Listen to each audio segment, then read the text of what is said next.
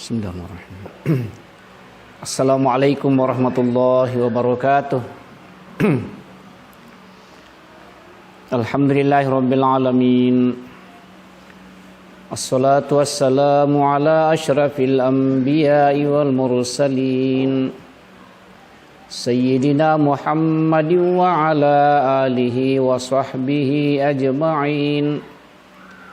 Amma ba'du, qala fa inna asdaqal hadithi kitabullahi ta'ala wa khairul hadyi hadyu Muhammadin sallallahu alaihi wasallam wa syarrul umuri muhdatsatuha wa kullu muhdatsatin bid'ah wa kullu bid'atin dhalalah wa kullu dhalalatin finnar. Qala al-musannifu rahimahullahu ta'ala wa nafa'ana wa iyyakum bi'ulumihi fid dharain amin. Qala Allah subhanahu wa ta'ala fi kitabihil karim. A'udzu billahi minasy syaithanir rajim.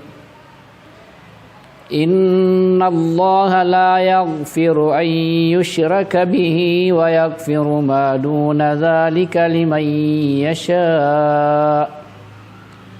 Wa man yushrik billahi faqad dhalla dhalalan ba'ida. Shadaqallahul azim. Wa ballagha rasuluhun nabiyul karim wa nahnu ala dzalika minasyahidin wasyakirin walhamdulillahirabbil alamin. Pemirsa As-Sadia TV yang insyaallah dimuliakan Allah Subhanahu wa taala. Pertama-tama mari kita senantiasa memuji akan kebesaran Allah Subhanahu wa taala sambil kita bersyukur kepadanya atas nikmat yang senantiasa dicurahkan kepada kita semua, mulai dari umur panjang, kesehatan lahir batin, demikian pula hidayah berupa iman dan Islam, sehingga pada kesempatan ini kita kembali melanjutkan pengajian, itu tafsir Jalalain. Insyaallah pada kesempatan ini kita akan membaca surah An-Nisa ayat 116 dan seterusnya. Namun sebelumnya kita terlebih dahulu mengirimkan salam dan salawat kepada junjungan kita Nabi Allah Muhammad sallallahu alaihi wasallam. Nabi yang kepadanya diturunkan Al-Quran, Nabi yang telah menjelaskan isi Al-Quran kepada kita semua, mulai dari tauhid, muamalah, dan lain sebagainya, sehingga dalam hidup kita menemukan kebenaran, bisa membedakan mana yang hak dan mana yang batil. Pemirsa yang dimuliakan Allah Subhanahu wa taala, baik kita lanjut dalam surah An-Nisa ayat 116. Allah Subhanahu wa taala berfirman, Innallaha, sesungguhnya Allah, la yaghfiru, tidak akan mengampuni, ayyusyraka bihi, dosa yang mempersekutukannya, yang mempersekutukan dengannya dengan sesuatu. Wa yaghfiru ma duna dzalika liman yasha, dan dia akan mengampuni dosa selain itu, liman yasha, bagi siapa yang dia kehendaki. Wa may yusyrik billah, dan barang siapa yang musyrik kepada Allah, faqad dhalla dhalalan ba'ida, maka sungguh dia dalam kesesatan yang sangat jauh. Ai anil haqqi, dari kebenaran. Pemirsa yang saya muliakan, Dalam ayat ini Allah Subhanahu wa taala tegaskan, sekaligus Allah Subhanahu wa taala menyatakan kemurkaannya kepada orang yang menduakan Dia, yang mempersekutukannya dengan sesuatu. Begitu marahnya Allah kepada mereka, sehingga dosa orang musyrik itu tidak akan mendapatkan pengampunan.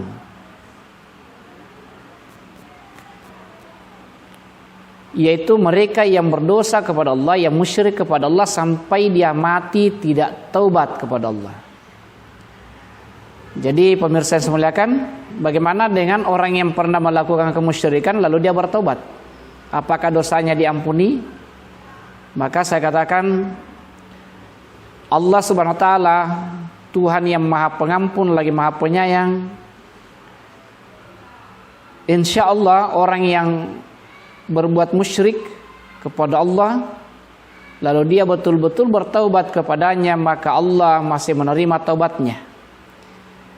Jadi yang dimaksud di sini tidak akan diterima taubatnya oleh Allah Subhanahu wa taala, tidak akan diampuni, yaitu mereka yang musyrik sampai mati. Mereka yang menduakan Allah sampai mati, sampai ajal menjemputnya. Jadi pemirsa perlu pahami bahwa yang namanya musyrik itu ada dua macam. Ada namanya asyirkul akbar dan ada yang dikatakan dengan asyirkul asghar. Ya, artinya musyrik, perbuatan musyrik yang tergolong besar dan perbuatan musyrik yang tergolong kecil.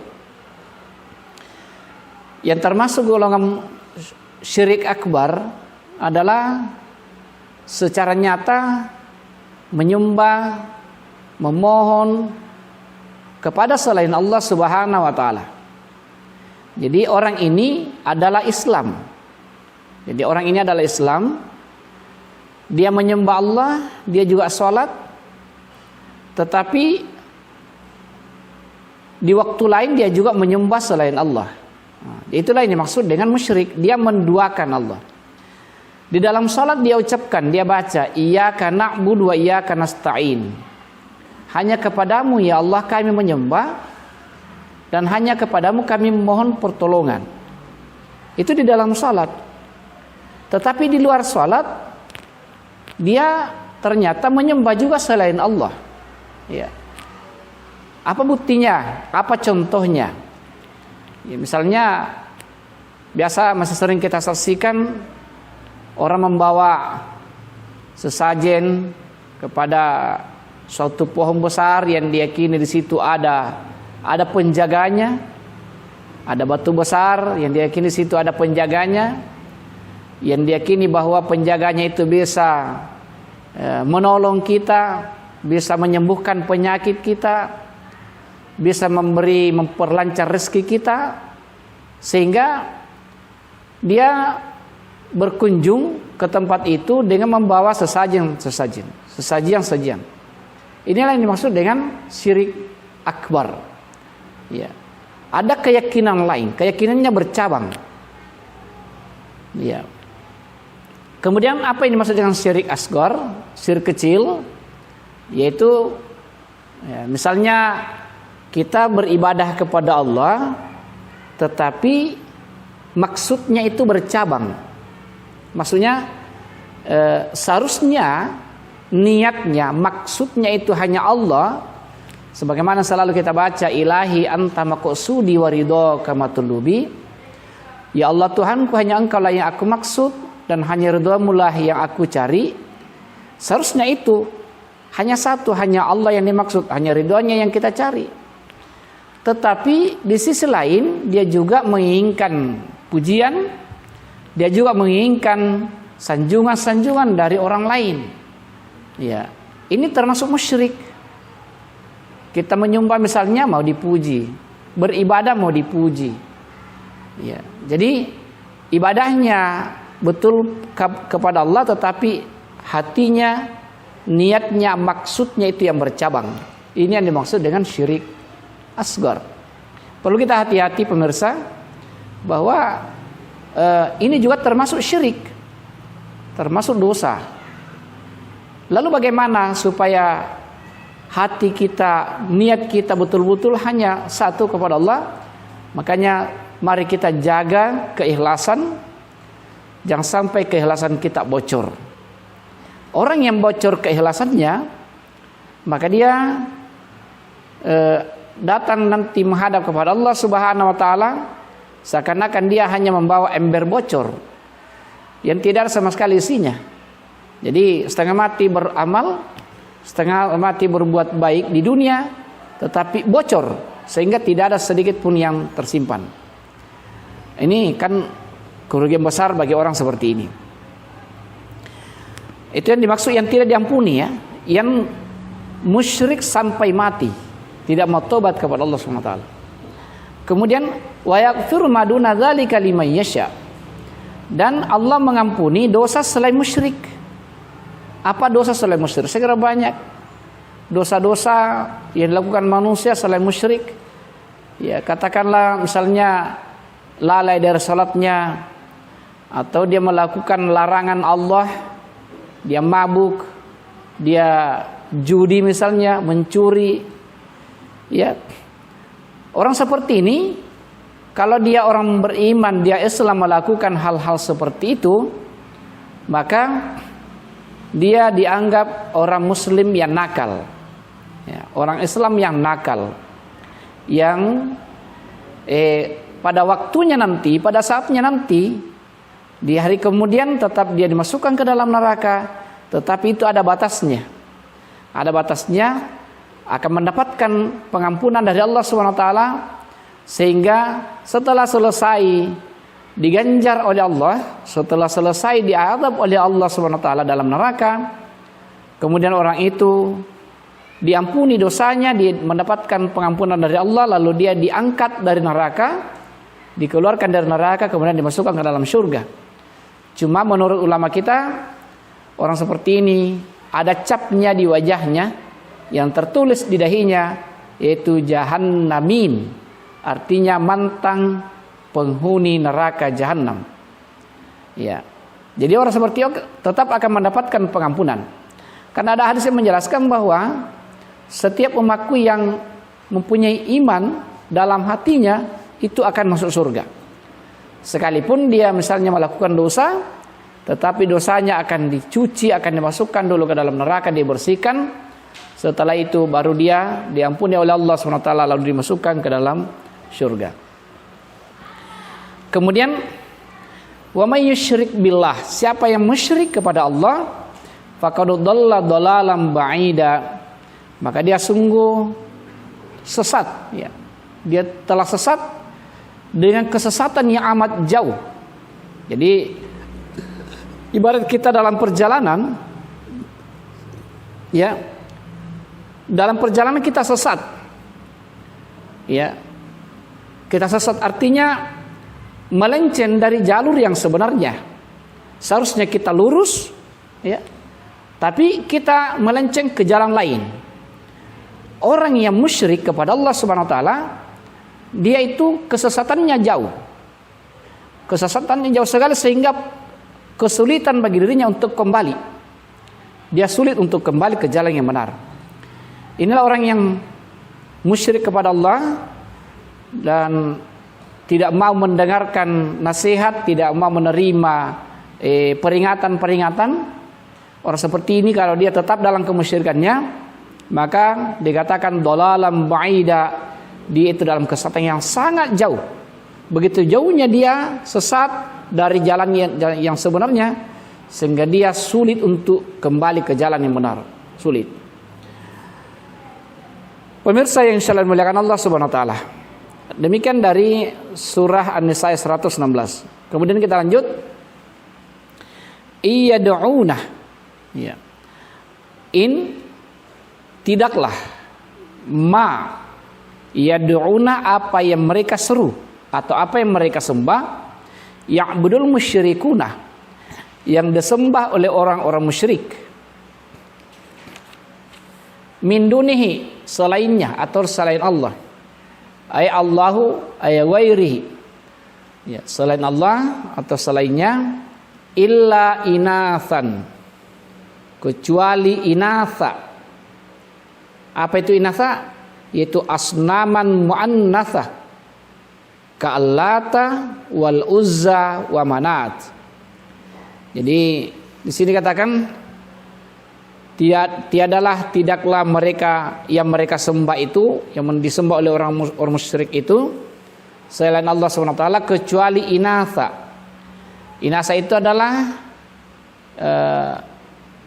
berhala-berhala betina, berhala-berhala betina atau asnama mu'annathah, berhala betina seperti Allata wal Uzza wa Manat. Jadi orang-orang musyrik dulu itu memberi nama sembahannya, memberi nama patung-patungnya, berhalanya itu ya, dengan Allata, nama Al Uzza, dan nama Manat. Ini wa im ma yad'una bi'buduna bi'ibadatiha, dan tidaklah apa yang mereka seru atau apa yang mereka sembah itu illa syaitanam marida, kecuali syaitan yang durhaka. Tidaklah yang mereka sembah itu kecuali syaitan yang durhaka. Jadi mereka sesat menyembah selain Allah SWT itu tidak terlepas dari pengaruh syaitan, tidak terlepas dari pengaruh iblis. Iblis yang senantiasa menyesatkan umat manusia dari kebenaran, melencengkan dari menyembah Allah Subhanahu wa taala. Jadi di sini katakan kharijan anit ta'ati li ta'atihim lahu fiha wa huwa iblis. Jadi dia melenceng dari ketaatan untuk mentaati mereka, yang tidak lain itu adalah iblis. Ya, iblis. Kemudian pada ayat berikut, la'anallah, laknat Allah, abu'adahu ar-rahmatihi. Jadi yang dimaksud dengan laknat Allah adalah Allah menjauhkannya dari rahmatnya. Abu'adahu ar-rahmatihi, Allah menjauhkannya dari rahmatnya. Wa qala, dan dia berkata, atau syaitan itu berkata, la takhizanna, sungguh kami akan mengambil atau akan menjadikan, ay la aj'alanna li, atau sungguh aku akan mengambil, menjadikan bagiku, min ibadika nasiban, dari hambamu, nasiban, yaitu bahagian mafruḍah yang tertentu. Maksudnya apa? Iblis ini berkata kepada Allah SWT, la takhidanna li, la takhidanna, ay la ajalanna li, sungguh aku pasti. Jadi ini ada huruf taukid, la ajalanna, sungguh aku akan mengambil, akan menjadikan dari hambamu nasibah mafruḍah, bahagian yang tertentu untuk mentaati aku, ya, untuk mengikuti aku, kata iblis. Maksudnya begini, bahwa dalam setiap diri manusia itu ada dua potensi, ya. Nah, dalam Al-Quran dijelaskan bahwa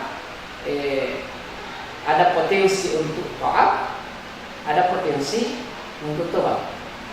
Wa nafsi wa ma sawwaha falhamaha fujuraha wa taqwaha. Jadi pada diri manusia itu kita semua, yang namanya manusia semua memiliki potensi untuk taat kepada Allah. Tetapi di sisi lain juga manusia memiliki potensi untuk durhaka kepada Allah. Nah, bahagian inilah yang ingin dikuasai oleh iblis, yang ingin dikuasai oleh iblis. Oleh itu pemirsa yang saya muliakan, coba kalau kita kembali pada diri kita masing-masing, kadang-kadang bertengkar dua sifat dalam diri kita.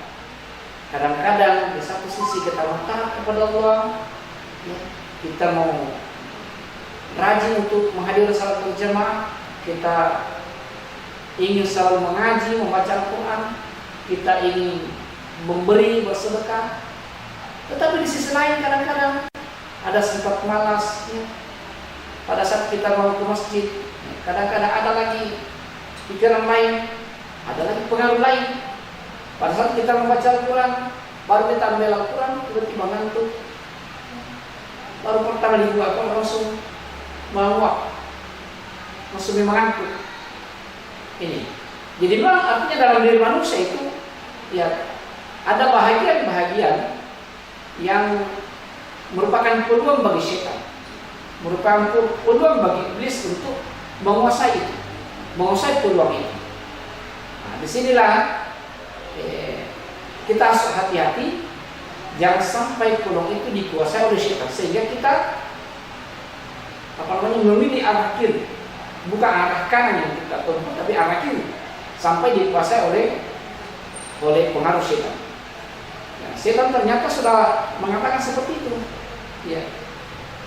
Setan sebenarnya sudah mengatakan seperti itu bahwa la takhidanna min ibadika nasiban mafruḍa, bahwa sungguh aku akan mengambil atau menjadikan bahagian tertentu dari hamba-Mu ya.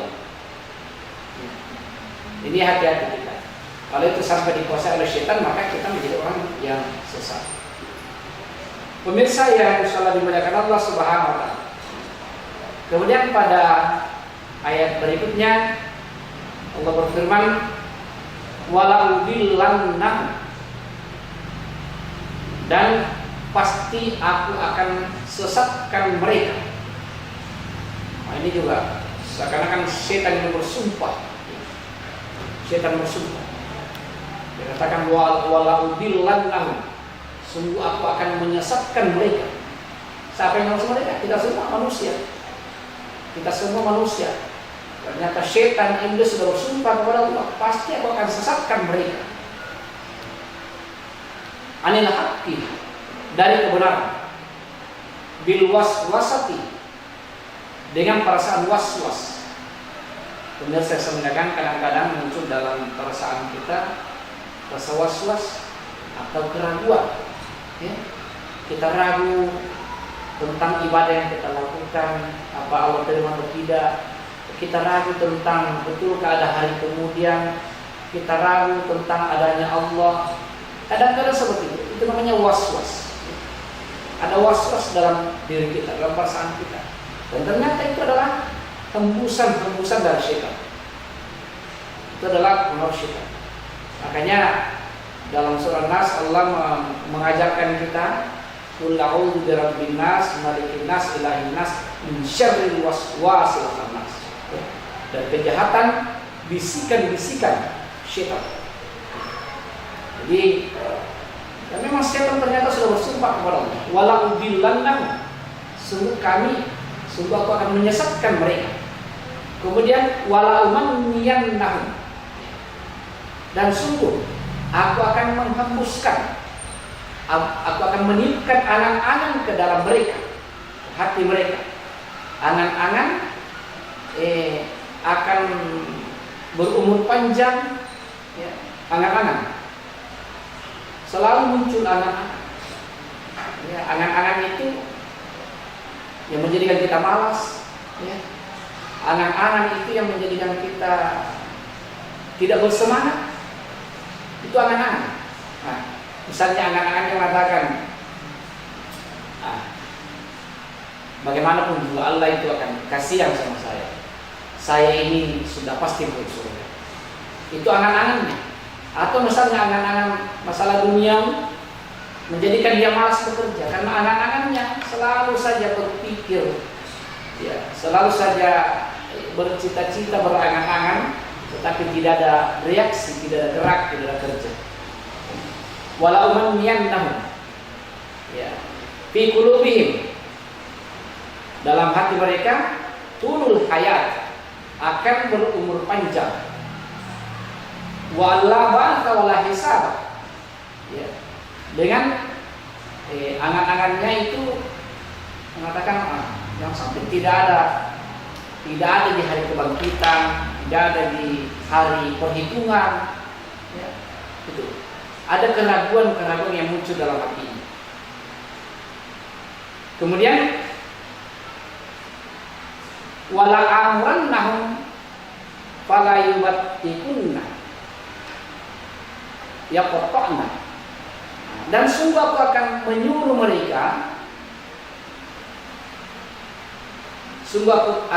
mereka, yaqta'na adzanal an'am, untuk memotong telinga binatang ternak.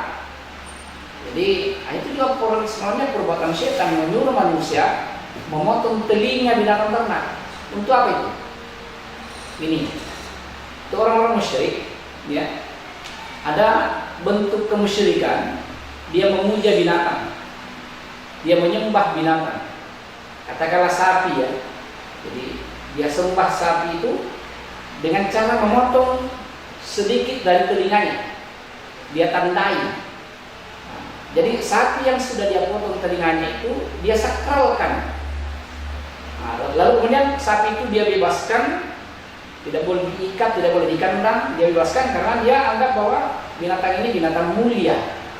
Dia puja binatang ini dengan adanya tanda bahwa telinganya sedikit sudah dipotong. Dia puja sapi itu. Jadi ternyata perbuatan itu adalah perintah setan. Wala amrannah, setan yang menyuruh orang memotong telinga sapi itu. Dan manusia melakukannya, ya. Manusia melakukan hal itu. Kemudian wa qad fa'ala dzalika bil bahair, dan dia telah melakukan hal itu pada binatang bahira. Jadi bahira itu adalah sapi, mengatakan sapi betina yang dipotong telinganya, lalu dia memujanya. Kemudian wala amrannahum fala yughayyirunna khalqallah, dan aku akan memerintahkan mereka untuk merubah ciptaan Allah. Luar biasa ini perbuatan setan ini, menyuruh manusia untuk merubah ciptaan Allah. Yang dimaksud ciptaan Allah dalam tafsir ini adalah dino atau agamanya, mengubah agama Allah Subhanahu wa taala dengan bil kufri, dengan kekafiran, atau wa ahlalu ma harrama wa tahrimu ma ahalla, atau yang mengharamkan apa yang telah, dia menghalalkan apa yang diharamkan Allah, atau dia mengharamkan apa yang telah dihalalkan Allah. Ini kan ada pembuka agama, ya, terutama dari ahlul kitab seperti itu, orang-orang musyrik, dia mengubah agamanya Allah Subhanahu wa taala, memutar balik kenyataan. Jadi dia menghalalkan apa yang sudah diharamkan dan mengharamkan apa yang sudah dihalalkan oleh Allah Subhanahu wa taala. Wa may yattakhidhus syaitana waliyan, siapa yang menjadikan syaitan sebagai pelindung,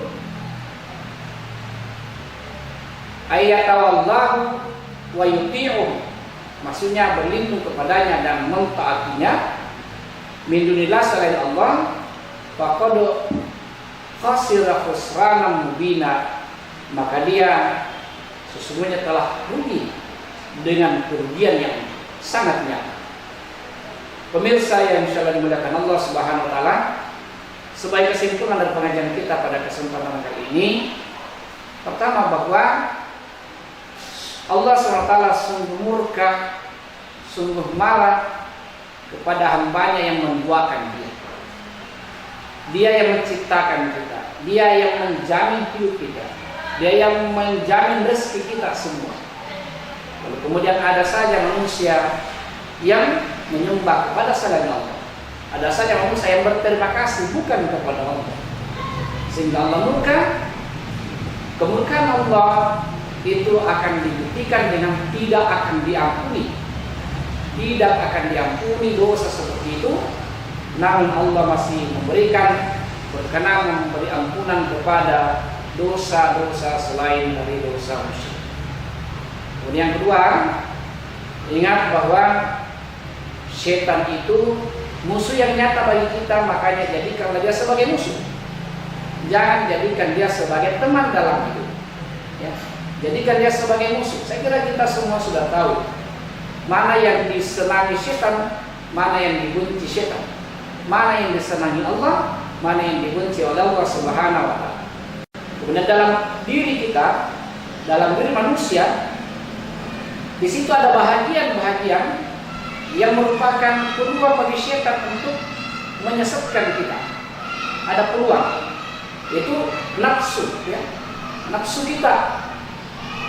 Dalam diri kita ada potensi untuk taat, ada potensi untuk durhaka. Potensi durhaka itulah yang selalu diincar oleh setan, yang selalu ingin dikuasai oleh setan.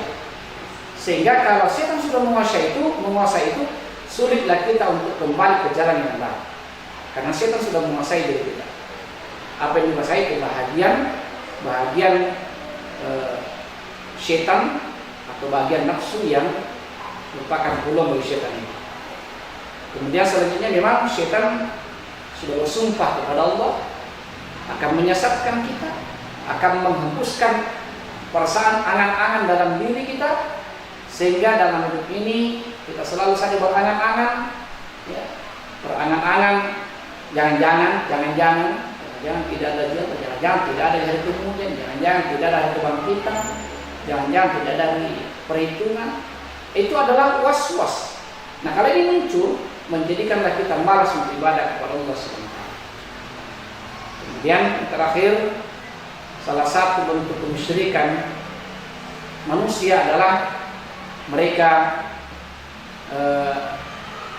memuja binatang, dan ini juga merupakan perintah setan, perintah iblis untuk memotong sedikit dari telinga binatang itu, kemudian dipuja dan disembah binatang. Ini adalah bentuk kemusyrikan yang besar, bentuk kemusyrikan yang nyata kepada Allah SWT. Pemirsa yang insyaallah dimuliakan Allah, semoga pengajian kita pada sore hari ini ada hikmahnya, ada berkahnya insyaallah. Harapan kita mudah-mudahan kita senantiasa memperbaiki akidah kita, ibadah kita hanya semata-mata karena Allah, tidak ada maksud lain, tidak ada niat lain kecuali hanya ilahi anta maqsudi wa ridhoka maqsudi. Insyaallah semoga kita semua selamat, bahagia dunia dan akhirat. Amin ya rabbal alamin. Billahi taufiq wassalam. Assalamualaikum warahmatullahi wabarakatuh.